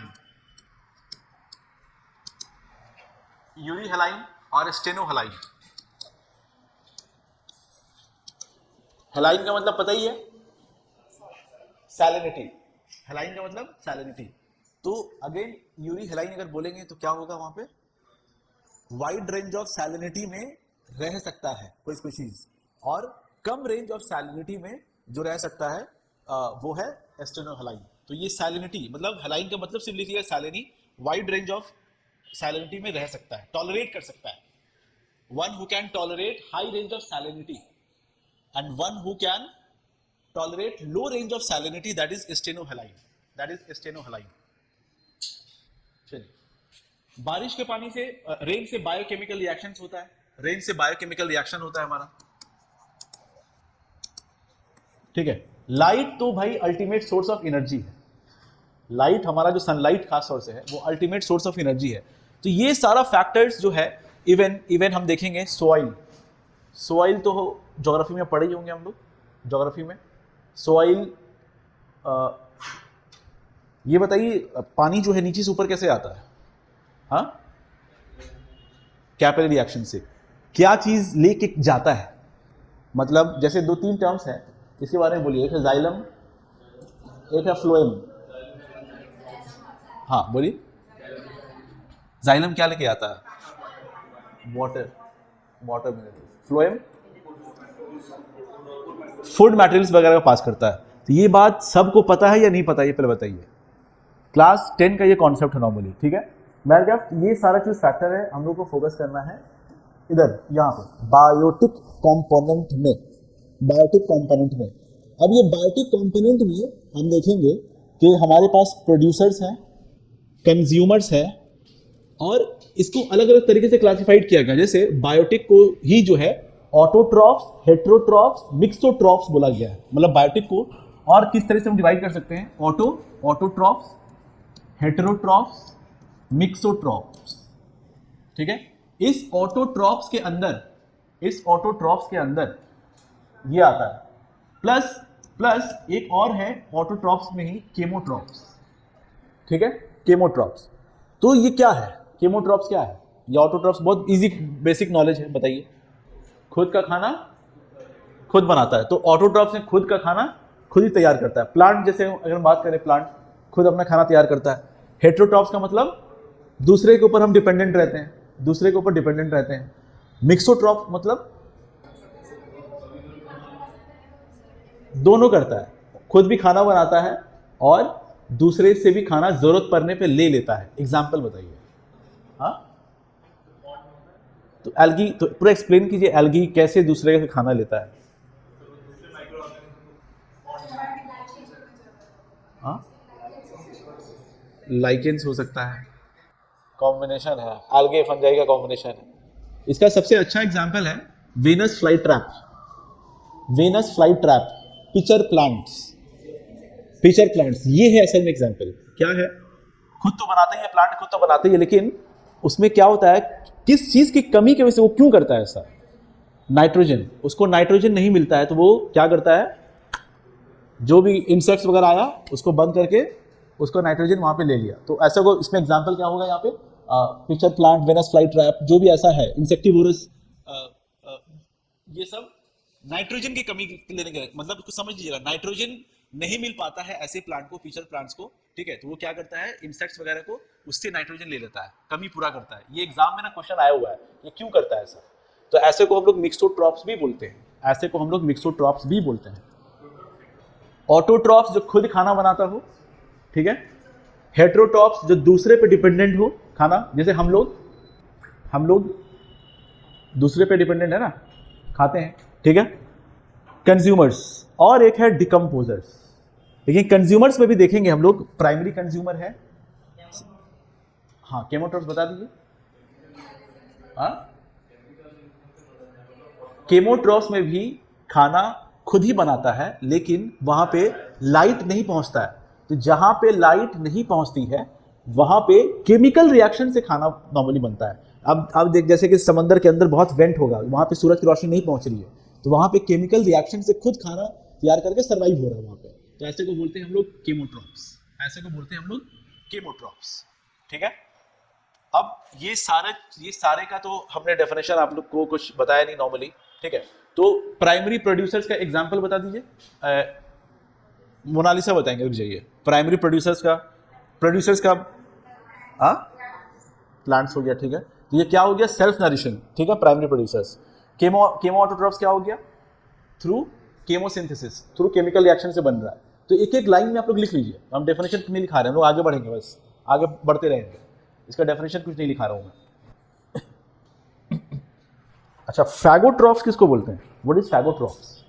फैगोट्रॉप्स, PHA, phago, PHAGO, phagotrophs. Word तो एंगल्फमेंट है, सही है, लेकिन क्या है, आप डिफरेंट बुक पढ़ेंगे ना, ये बड़ा नॉर्मल सा क्लासिफिकेशन है कि बायोटिक कंपोनेंट्स को प्रोड्यूसर्स, कंज्यूमर्स, डिकम्पोजर्स में बांटा गया। कंज्यूमर्स यानी हेटेरोट्रॉप्स में ना माइक्रो कंज्यूमर्स और मैक्रो कंज्यूमर्स में बांटा गया है। इसको भी समझ लीजिए अच्छे से। कंज्यूमर में क्या है, एक है मैक्रो कंज्यूमर और एक है माइक्रो कंज्यूमर। मैक्रो कंज्यूमर और है माइक्रो कंज्यूमर। जो मैक्रो कंज्यूमर है उसको हम कहते हैं फैगोट्रॉप्स। अब ये क्या है, इंजेशन के प्रोसेस से, जो जैसे हम लोग क्या है, मैक्रो कंज्यूमर फैगोट्रॉप्स में जाएंगे, खा करके इंजेशन करके डाइजेशन जो करते हैं हम लोग, इसमें हम लोग आएंगे, हम लोग इसको कहेंगे फैगोट्रॉप्स। मैक्रो वाले को फैगोट्रॉप्स, इसको कहेंगे हम लोग फैगोट्रॉप्स, ठीक है। तो मैक्रो में क्या लिखेंगे, organism which digest the food, मतलब ingestion is followed by digestion, ingestion is followed by digestion, ये हो गया आपको फैगोट्रॉप्स या मैक्रो कंज्यूमर। कंज्यूमर का मतलब होता है दोज हु कंज्यूम्स, इकोनॉमिक्स में भी देखे थे हम लोग, कंज्यूम्स। तो कंज्यूम्स या तो कंज्यूम्स में क्या है हम लोग का, हेटेरोट्रॉप्स है, मतलब अपना खाना खुद नहीं बना सकते, हम दूसरे पर डिपेंडेंट है। तो इसका दो पार्ट है, मैक्रो कंज्यूमर और है माइक्रो कंज्यूमर्स। मैक्रो कंज्यूमर इसको बोलते हैं जो इंजेशन करे, यानी पहले माउथ में खाए उसके बाद डाइजेशन हो, ये प्रोसेस। तो ये इसको बोलेंगे हम लोग मैक्रो कंज्यूमर या फैगोट्रॉप्स। और ये जो माइक्रो कंज्यूमर है, ये माइक्रो कंज्यूमर के अंदर आता है डिकम्पोजर। क्या बोल रहा हूं मैं, नॉर्मल बुक्स का ये क्लासिफिकेशन है, लेकिन ऐसे में क्या बता रहा हूं, ये जो माइक्रो कंज्यूमर है, micro consumer often referred as decomposers. तो माइक्रो कंज्यूमर्स के बारे में लिख लीजिए, which obtain energy by decomposing, which obtain energy by decomposing the dead organic substances of plant and animal। अच्छा, हम सिर्फ डिकम्पोजर्स की बात कर रहे हैं, इसमें भी होता है डेट्रिटस या डेट्रिटोवोर्स, और एक होता है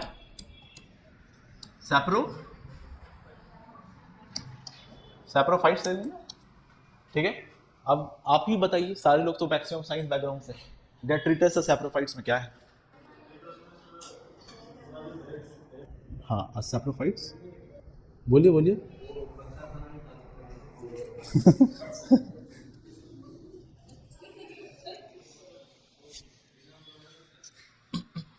लिखिए डेट्रिटस के बारे में लिखिए।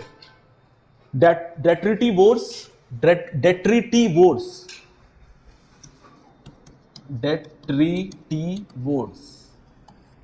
हाँ हाँ, डेट्रिटस हो गया, डेड ऑर्गेनिक्स वाला चीज हो गया, उसको खाने वाला डेट्रिटिवोर्स बोलते हैं। Are a type of heterotrophs that obtain nutrients by consuming. Detritivores are a type of heterotrophs that obtain nutrients by consuming non-living organic sources such as detritus and humus. अब detritus ये सब क्या है, इस लिखिए अलग, नेक्स्ट पॉइंट इसी में लिखेंगे। detritus is dead particulate organic matter. This includes decaying organic material and fecal matter and fecal, वही एक्सक्रीटा जो होता है, ठीक है, FECAL, fecal matter। इसका एग्जाम्पल डेड ऑर्गेनिक में उसको और फर्दर तोड़ता रहता है। एग्जाम्पल अर्थवॉर्म, बीटल्स, ठीक है, एटसेट्रा। वुड लाइस, एक और एग्जाम्पल लीजिए, वुड लाइस एटसेट्रा, ठीक है। अब आइए सैप्रोट्रॉप्स में। Release digestive juice on the dead plants and animals and convert them into its liquid form of nutrient and are taken as food। जैसे एग्जाम्पल लीजिए, फंजाई जो है डेड प्लांट में लेता है, और बैक्टीरिया डेड एनिमल में लेता है। फंजाई डेड प्लांट में लेता है और बैक्टीरिया डेड एनिमल्स में लेता है, ठीक है। तो सैप्रोफाइट्स का एग्जांपल है बैक्टीरिया, फंजाई, और डेट्रीवोर्स का एग्जांपल है अर्थवॉर्म वगैरह है, ठीक है। तो प्रोड्यूसर्स, कंज्यूमर, फैगोट्रॉप्स, ये सब वर्ड आपको जब तक जॉब नहीं हो जाता है, अगर भूल गए हैं तो फिर से दिमाग में रखना होगा 2 साल के लिए कम से कम फिलहाल, ठीक है।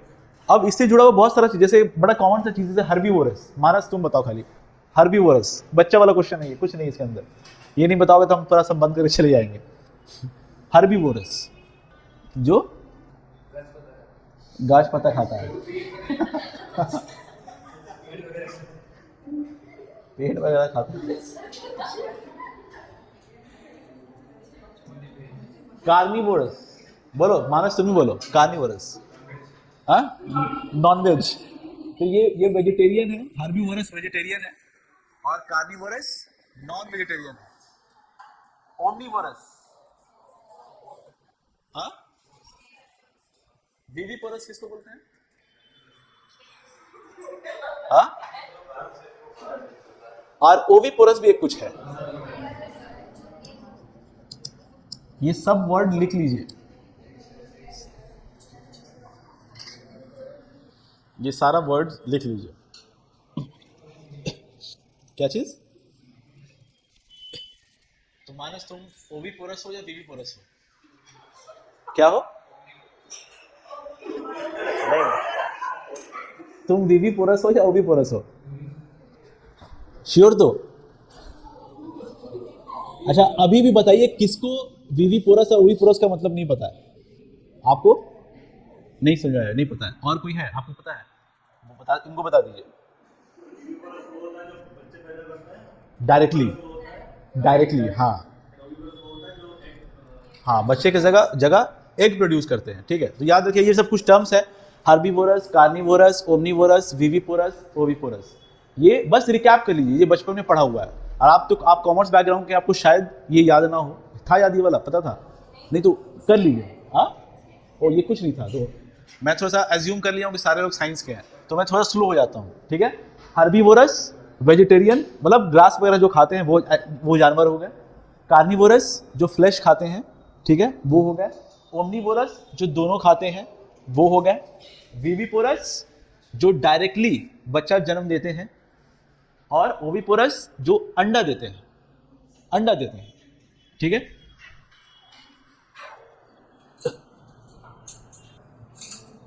चलिए, अब ये प्राइमरी कंज्यूमर, सेकेंडरी कंज्यूमर और टर्शियरी कंज्यूमर है। जब हम फंक्शंस ऑफ इकोसिस्टम बताएंगे आपको, तब समझाएंगे। फंक्शंस ऑफ इकोसिस्टम से मतलब इसको आप ऐसे समझिए, ये प्राइमरी कंज्यूमर क्या है कि प्रोड्यूसर है, प्रोड्यूसर का एग्जांपल घास ले लीजिए, आप घास ले लीजिए, ठीक है। उसको खा रहा है रैबिट, रैबिट खाता है ना घास रैबिट, ठीक है। रैबिट को खाएगा कौन? स्नेक। स्नेक को कौन खाएगा? वल्चर, ठीक है, या ईगल करके उठा लिया। तो ये जो चीज, ये जो जा रहा है ना, तो पहला तो प्रोड्यूसर है जो खुद बना दिया, लेकिन उसके बाद वाला वो कंज्यूमर है, वो कंज्यूमर है। तो पहली बार जो खा रहा है ना, वो प्राइमरी कंज्यूमर हो गया। उसके बाद जो रैबिट को खा रहा है वो सेकेंडरी कंज्यूमर हो गया। रैबिट स्नेक खा रहा था, तो स्नेक को फिर जो खा रहा है वो टर्शियरी कंज्यूमर हो गया। अब ईगल वगैरह को कोई अगर खाएगा, मान के चलिए आगे, तो हम तो यहाँ पे स्टॉप कर दिए, टेरिटोरियल वाला में जाएंगे तो फिर हमको ये चेन क्वार्टरनरी तक आपको कंज्यूमर तक मिलेगा। तो ये बस खाने वाला ही है, खाने वाला ही है, ठीक है। तो ये कुछ बेसिक अंडरस्टैंडिंग है इकोसिस्टम, इकोलॉजी के ऊपर लेकर के, ठीक है। अच्छा, हम लोग और अब क्या समझेंगे, हमारे पास एक वर्ड आता है इकोटोन। अब जो पढ़ने वाले हैं, ecotone, edge species, edge effect, ठीक है। इसको तो पढ़ेंगे ही पढ़ेंगे, आगे पहले देखते हैं।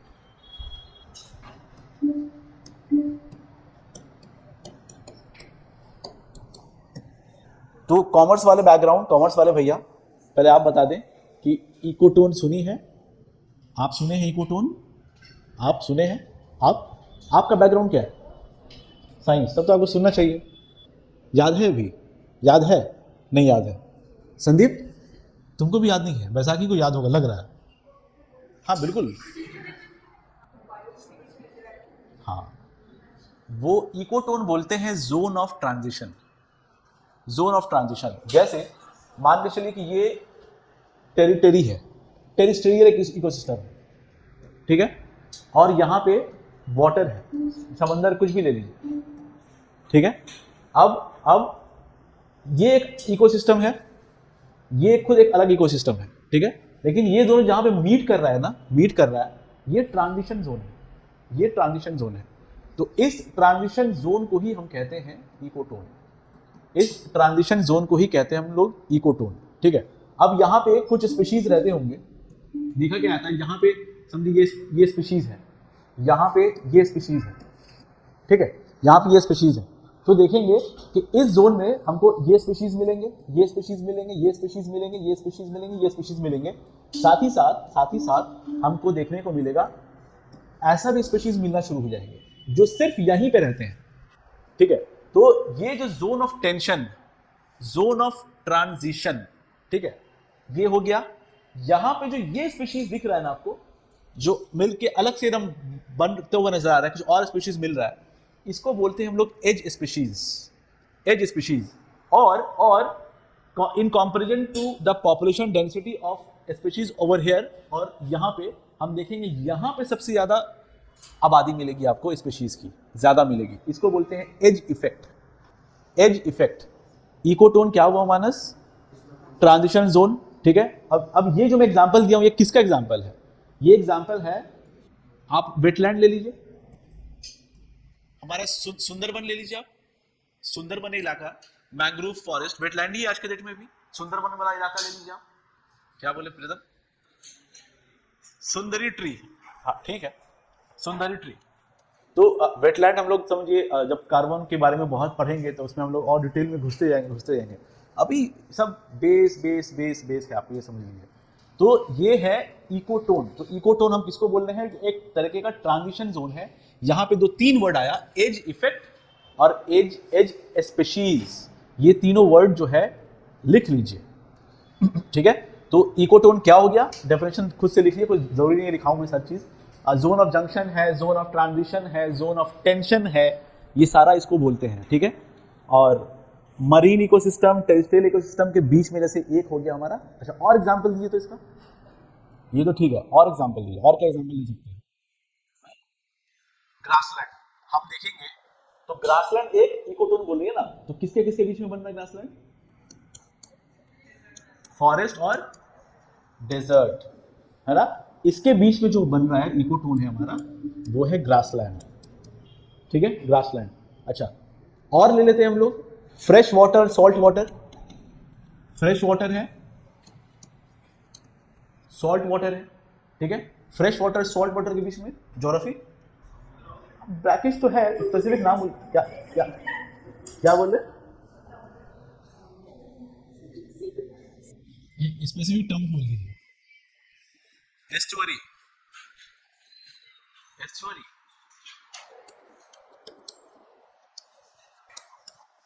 ठीक है। तो ये सब एग्जाम्पल है इकोटोन का। और एज इफेक्ट किसको बोलते हैं? कि नंबर ऑफ स्पीशीज और पॉपुलेशन डेंसिटी इस जोन ऑफ जंक्शन में जब बढ़ जाता है, ठीक है, दोनों कम्युनिटी से ज्यादा हो जाता है, that is your age effect, ठीक है। एज इफेक्ट, एज इफेक्ट क्या है? इस कम्युनिटी कम्युनिटी का मतलब समझ में आ गया? कम्युनिटी में अलग अलग स्पीशीज होंगे, ठीक है। तो ये दो कम्युनिटीज के दोनों का जो पॉपुलेशन है, इसमें ये बढ़ता हुआ दिखेगा, सबसे ज्यादा रहेगा, इसको बोलेंगे एज इफेक्ट। इस जोन में स्पीशीज ज्यादा रहेगा, उसको बोलेंगे एज इफेक्ट। एज किनारा बोलते हैं ना, इसका किनारा इसका किनारा, एज इफेक्ट बोलेंगे। और एज स्पीशीज किसको बोलेंगे? यहाँ पे देखेंगे कि इनके अलावा भी मिक्स से और भी कुछ हमको मिलता हुआ दिखेगा, अब बहुत ज्यादा मिलेगा, तो इसको बोलेंगे हम लोग एज स्पीशीज। ये इतनी चीज बात आपको याद रखनी होगी। इकोटोन में, हाँ इकोटोन में, हाँ इकोटोन में है, एग्जैक्टली इकोटोन में। प्रीतम समझा दीजिए उन्हें, बोलिए। The population density of the species of the either community is much greater in the ecotone zone than these communities. समझ में आया क्या बोला? अभी भी कॉन्सेप्ट समझ में नहीं आया या लिखने में नहीं बन रहा, ये बताइए पहले। हाँ, यहां पे मानस की प्रजाति है खाली ठीक है, और यहां पे संदीप की प्रजाति है, ठीक है। बहुत सारा मानस यहां पे है, बहुत सारा संदीप यहां पे है। तो कुछ मानस कुछ संदीप यहां पे है, और देखा गया कि ज्यादा ही मानस संदीप हो गया जो यहां से यहां था, प्लस मानस संदीप के साथ कुछ और भी मिक्सअप एक हो गया है ठीक है। तो इस जगह पे इसके कंपैरिजन में मानस यहाँ पे ज्यादा मिलेगा, मानस और संदीप दोनों यहाँ पे ज्यादा मिलेगा, प्लस साथ साथ कोई और स्पीशीज भी हमको देखने को मिलेगा। तो पॉपुलेशन डेंसिटी स्पीशीज का इसके कंपैरिजन में यहाँ ज्यादा दिखेगा, यही है एज इफेक्ट। और इसके अंदर जो स्पीशीज है, जो नया स्पीशीज खासतौर से है, उसको हम कहेंगे एज स्पीशीज। क्लियर है? हम डेफिनेशन नहीं लिखा रहे हैं, डेफिनेशन में क्या करेंगे, ठीक है, एकदम स्पेसिफिक अपने लैंग्वेज में इसको लिख लें, समझ लें, डायग्राम बना ले, हो जाएगा काम रूबी समझ में आया? जो भी टर्म्स अभी यूज किए हैं हम लोग अब तक, वो समझ में आया?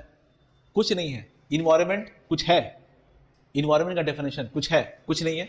आपके आसपास जो भी चीज है, आपके आसपास क्या दो चीज होगी? Living things, non living things. वही जो आपको इफेक्ट कर रही है, जो आपके अंदर कुछ प्रभाव चेंजेस लाएगी, दैट इज इन्वायरमेंट। उसके पढ़ाई को हम कहते हैं इकोलॉजी, उसको पढ़ाई को कहते हैं इकोलॉजी, ठीक है। अच्छा, लेवल ऑफ ऑर्गेनाइजेशन हम जो पढ़े कि इंडिविजुअल पर देखें, पॉपुलेशन देखें, पॉपुलेशन के बाद कम्युनिटी देखें, पॉपुलेशन और कम्युनिटी में फर्क क्या हुआ? पॉपुलेशन सेम स्पीशीज में है, एकदम याद रखिएगा, कम्युनिटी डिफरेंट स्पीशीज में है, ठीक है। यही अलग अलग कम्युनिटी का इंटरैक्शन होता है, वो इकोसिस्टम हो गया। अलग अलग कम्युनिटी का इंटरैक्शन होता है, वो इकोसिस्टम हो गया, ठीक है। जंगल का एक इकोसिस्टम, वहां पे शेर भी होगा, भालू भी होगा, बंदर भी होगा, डियर भी होगा, चिड़िया भी होगी, ठीक है। अलग अलग स्पीशीज, अलग अलग पॉपुलेशन, एक कम्युनिटी बन रहा है, अलग अलग कम्युनिटी, वो पूरा एक जंगल इकोसिस्टम है हमारा, पूरा एक जंगल इकोसिस्टम है, ठीक है। अब फंक्शन क्या है उसका, वो चीज हम लोग आगे या कल के क्लास में देखेंगे, अभी कुछ कुछ टर्म्स जैसे पढ़ रहे हुए हैं। फिर हमने देखा कि इकोटोन क्या है, जोन ऑफ ट्रांजिशन है, जोन ऑफ जंक्शन है, जोन ऑफ टेंशन है।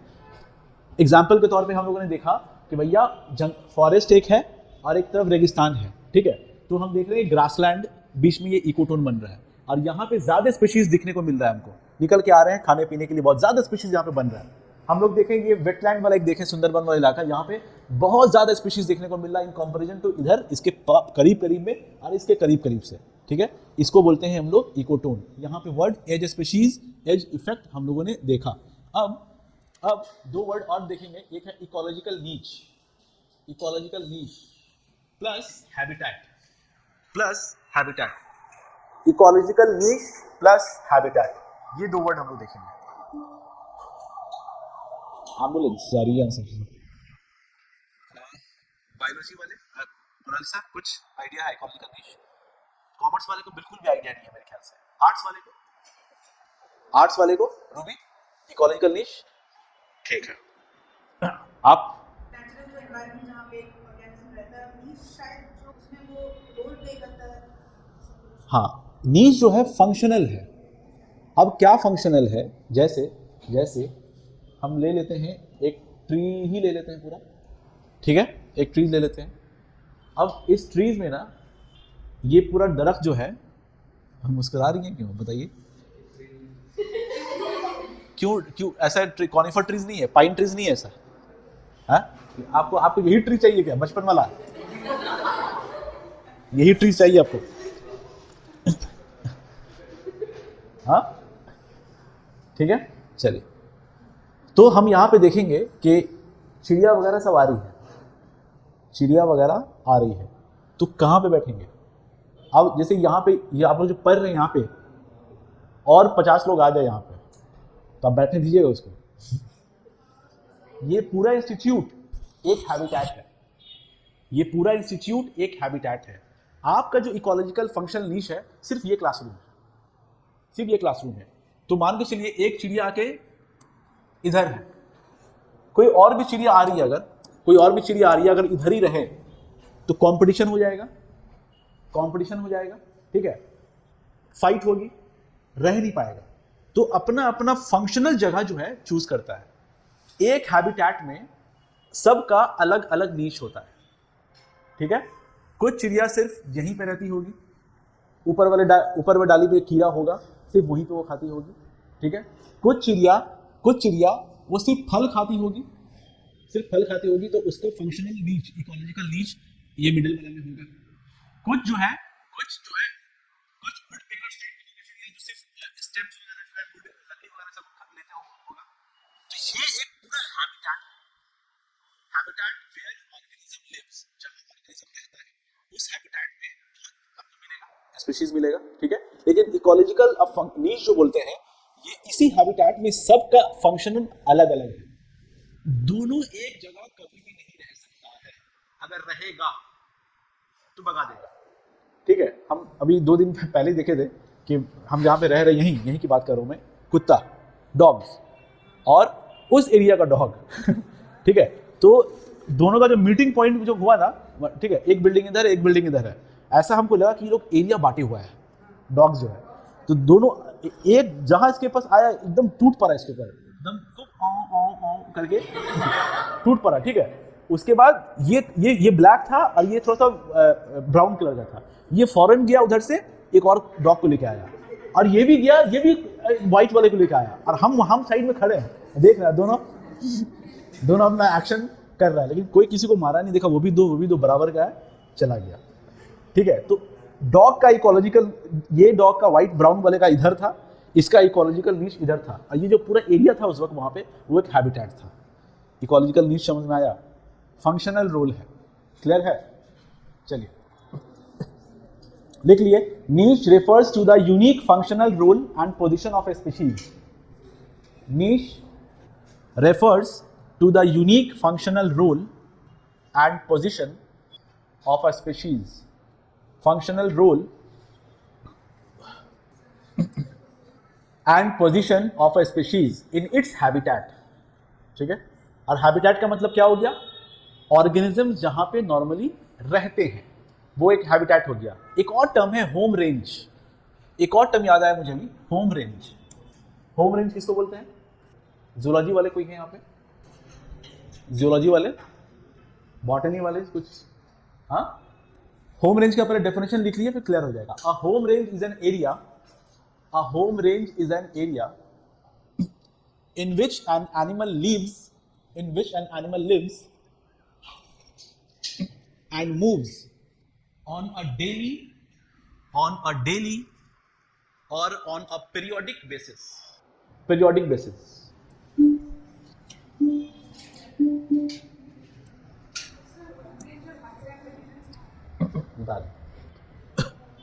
एलिफेंट एग्जाम्पल है मानस, हाथी, एलिफेंट। एलिफेंट को देखेंगे हम लोग, सबका एक अपना टेरिटरी होता है। टेरिटरी भी वर्ड है इसके अंदर। टेरिटरी होता है जहां पे जैसे एक टाइगर का अपना टेरिटरी होगा, उसके टेरिटरी में वो छोटा सा जगह होगा उसका, वहां पे और कोई नहीं आएगा। ठीक है, वो इसको बोलते हैं टेरिटरी।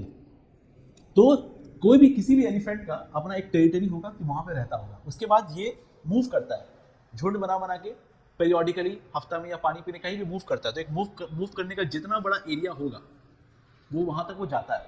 ठीक है, तो बहुत सारा हैबिटेट होते हुए जाएगा वो, बहुत सारा हैबिटेट होते हुए जाएगा वो। ठीक है, तो इसको बोलते हैं हम लोग होम रेंज, होम रेंज। और इसका जो टेरिटरी होता है, एलिफेंट का जो अपना घर हो रहा है, उससे होम रेंज बड़ा होता है। किसी भी एनिमल का जो घूमते फिरते निकलता रहता है ना, उसका बड़ा होता है। तो ये एक होम रेंज एक कॉन्सेप्ट है जो जहाँ पे, अच्छा क्यों जाता है, इजी क्वेश्चन है। हम ही कैलकाटा में थे, हम दिल्ली में गए, दिल्ली से फिर उड़ीसा में आए, तो क्यों गए? रिसोर्सेज। ठीक है, कंपटीशन विद अदर स्पीशीज। ठीक है, एक हैबिटेट में अलग अलग भी चीज मिल रही है वहां पे कंपटीशन है, तो हमको घूमना पड़ेगा थोड़ा सा। तो उस एनिमल जो घूमता है, पीरियोडिकली जो घूमता है साथ साथ, उसको कहते हैं हम लोग होम रेंज। ठीक है, चलिए साइज अब लिखिएगा इसमें, size of the home range depend on, लिख दीजिए, डेंसिटी ऑफ रिसोर्सेज। ये होम रेंज, जो size of the home range किस पे डिपेंड करता है? Density of resources, population density. दूसरा पॉपुलेशन डेंसिटी, कभी कभी भीड़ बहुत ज्यादा हो जाता है। Third, competition with other species. Clear है? तो हम लोगों ने क्या क्या टर्म्स देखा मानस आज, अभी तक? हाँ, पीछे से स्टार्ट करते हैं। होम रेंज, ठीक है, होम रेंज क्लियर है। पीरियोडिकली कोई एनिमल का मूव होना, ठीक है, अपने मच लार्जर एरिया। तो वो एरिया कितना बड़ा होगा उसका, वो किस पे डिपेंड करता है? पॉपुलेशन डेंसिटी के ऊपर, कंपटीशन विद अदर स्पीशीज के ऊपर, और रिसोर्सेज के ऊपर। ठीक है, ये होम रेंज हो गया। प्लस और क्या, और बैक में क्या देखे हम लोग? इकोलॉजिकल नीश। इकोलॉजिकल नीश क्या हो गया हमारा? Functional role and position of a species उसी हैबिटेट में। समझाए बात? हर स्पीशीज का अलग इकोलॉजिकल नीश होगा, ये याद रखिएगा। यहाँ पे दूसरे कोई लोग आके नहीं रह सकते हैं, यहाँ पे हम लोगों का एक इकोलॉजिकल नीश है। ठीक है, चलिए प्लस हम देखेंगे इकोलॉजिकल नीश को। अब डिटेलिंग करना नहीं हम लोग को। इनके खाने का नीश अलग होता है, खाएंगे सब अलग अलग लेवल जगह पे। रिप्रोडक्शन का नीश अलग होता है, अलग अलग हर किसी का रिप्रोडक्शन का जगह अलग होता है सेम हैबिटेट में। उस जगह पे वो नहीं आएगा, है ना। देखिए चिड़िया वगैरह घोंसला बना के रखती है, उसके घोंसले में दूसरा आके अंडा देके चला जाए? नहीं जाए। हाँ, कोयल के बोल रहे हैं ना, वो कुछ एक्सेप्शन है, लेकिन नॉर्मली जो है वो वैसे नहीं होता है। ठीक है, तो हैबिटेट अलग हो गया, खाने का नीश अलग हो गया, रिप्रोडक्शन का नीश अलग हो गया। तो इतना हमको नहीं करना है, हमको सिर्फ समझना है इकोलॉजिकल नीश किसको बोलते हैं। फंक्शनल रोल है, functional and position of the species. जो अभी हम लोग एक दरख्त के अंदर देखे, सेम हैबिटेट में डिफरेंट जगह पे स्पीशीज रहता है। इकोटोन देखे, एज स्पीशीज देखे, एज इफेक्ट देखे। ठीक है, कंपोनेंट्स ऑफ इकोसिस्टम देखें। कंपोनेंट में क्या देखें? Abiotic, biotic. अब बायोटिक के अंदर हम लोग लाइट, रेन, क्लाइमेटिक एडाप्टिक फैक्टर देख रहे हैं, ठीक है। लाइट, रेन, मतलब ये सारा चीज फैक्टर जो है इकोसिस्टम में इफेक्ट करता है। कोई भी चीज, अगर सॉइल नहीं रहेगा तो समझ लीजिए, सॉइल नहीं रहेगा तो फिर प्रोड्यूसर, जो प्राइमरी प्रोड्यूसर्स है वही सही से नहीं उगेगा। तो अब ये एनर्जी है, प्राइमरी प्रोड्यूसर्स क्या है, सनलाइट के जरिए हो रहा है, वो एनर्जी है। तो ये प्राइमरी कंज्यूमर खाएगा नहीं इसको, जब खाएगा नहीं तो क्या होगा, मर जाएगा, ठीक है। आगे हम लोग समझेंगे कि खाने का एक फूड वेब होता है, अगर उस वेब में एक भी स्पीशीज मर जाता है तो पूरा इकोसिस्टम कोलैप्स हो जाएगा। उसको बोलते हैं हम लोग की स्टोन स्पीशीज। कुछ स्पीशीज ऐसा होता है जिसको इंडिकेटर स्पीशीज कहते हैं, जैसे लाइकेन अगर नहीं होगा इसका मतलब वहां पे एयर पॉल्यूशन बहुत ज्यादा है। जैसे वाटर हायासिंथ, पानी में अगर बहुत ज्यादा होगा तो मतलब वाटर में पॉल्यूशन बहुत ज्यादा है। समझ में आ रही बात? तो ये सब चीज हम लोग आगे देखेंगे, इंडिकेटर स्पीशीज, की स्टोन स्पीशीज, सब हम लोग देखेंगे, ठीक है। तो अभी क्या टाइम हो रहा है बता दें खाली, चलिए ठीक है। और कुछ, चलिए अगर आप लोग पढ़ के आ सकते हैं तो पढ़िएगा। जैसे इकोलॉजिकल सक्सेशन टॉपिक हमने सोचा था, इकोलॉजिकल सक्सेशन आज ही हो जाएगा। इकोलॉजिकल सक्सेशन पढ़िएगा, प्लस जो इंटरैक्शन होता है ऑर्गेनिज्म के बीच में, इंटरैक्शन होता है, जैसे हम और मानस अगर एक साथ रहें तो एक साथ एक दूसरे को फायदा पहुंचाएंगे, मानस और संदीप रहा तो कोई एक जिएगा एक मरेगा, ठीक है। तो एक ऑर्गेनिज्म और दूसरे ऑर्गेनिज्म के बीच में जो रिलेशनशिप है ना, ये एनसीईआरटी में आपको मिलेगा। कुछ वर्ड हम सुना दे रहे हैं जैसे कमेंसलिज्म, म्यूचुअलिज्म, ठीक है, अमेंसलिज्म, ठीक है। ये सारा वर्ड जो है आप लोग अब ट्राई कीजिए पढ़ने का। अगेन इन्वायरमेंट का वेटेज बहुत ज्यादा है हिस्ट्री के कंपैरिजन में, आप खुद भी एनालिसिस कीजिए, ठीक है। और कट ऑफ भी बहुत कम जा रहा है, तो अगर इसमें एक्यूरेसी मेंटेन करते हैं हम लोग तो बहुत प्रोबेबिलिटी एकदम करीब हम लोग चले जाएंगे इसके, ठीक है। चलिए आज का क्लास यहीं पे नॉर्मली हम लोग आज का एंड करते हैं। अच्छा ये बच ही गया है, ये वाला पार्ट बच गया है, इसको भी समझाएंगे आराम से, ठीक है। तो ठीक है, इसको हम लोग ये सारा टॉपिक जो है, जैसे ये टॉपिक है माइग्रेशन, हाइबरनेशन, एस्टिवेशन, डायपॉज, ठीक है, सस्पेंशन सीड्स, ये सब टॉपिक सब सिर्फ इकोसिस्टम से जुड़ा हुआ है। ये सब हम लोग कल डिस्कशन आराम से करेंगे, ठीक है। चलिए, thank you to all of you.